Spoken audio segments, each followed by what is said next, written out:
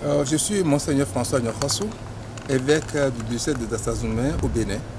Je suis ici pour une obligation majeure, celle d'accompagner, de venir accompagner par notre prière, nos affections, notre cher regretté, le Père Donatien Diokhosou. Et avec ce que nous venons de vivre tout à l'heure dans la célébration, avec la participation massive des Béninois, des Sénégalais, des Ivoiriens, des Camerounais et d'autres d'ailleurs, et des Congolais, ça montre que c'est seulement dans la joie qu'on peut attirer. C'est quand on est un reflet de la joie qu'on peut attirer les autres. Et je remercie beaucoup les Béninois, parce que puisqu'il s'agit d'un prêtre béninois, comme je viens de citer tout le monde, je remercie les Béninois d'être venus pour soutenir, accompagner un de leurs compatriotes. C'était beau. Et les gens qui ont été témoins de cette célébration ont vu. Alors moi, je sais qu'il a beaucoup sémé la joie, comme lui, il a l'habitude de le dire, dans le cœur des gens. C'est pourquoi les gens ont été présents aujourd'hui. Nous aussi, nous avons sémé la joie dans le cœur des uns des autres. Nous devons avoir cette préoccupation de se reconnaître, frères et sœurs. Moi, je suis arrivé, ce que j'ai vu, ça m'a beaucoup impressionné. Non pas impressionné, mais c'est un témoignage.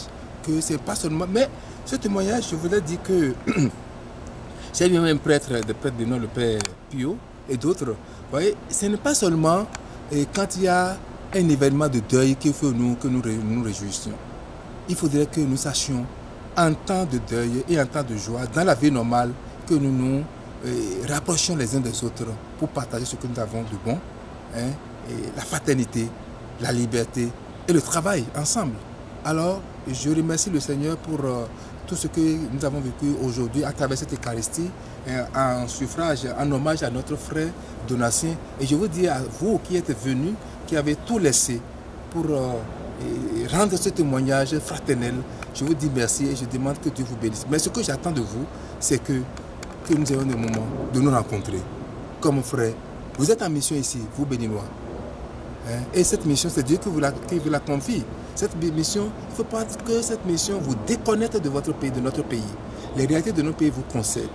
Alors moi, je voudrais que nous ayons encore d'autres occasions de nous rencontrer pour vivre la fraternité, pour penser aussi le bien de notre pays. Pour finir, je voudrais tout simplement dire que si nous sommes ici dans ce pays où tout est beau, il y a de belles routes, il y a des conditions qu'il faut, nous voulons rester. C'est parce que les gens se sont mis ensemble pour travailler.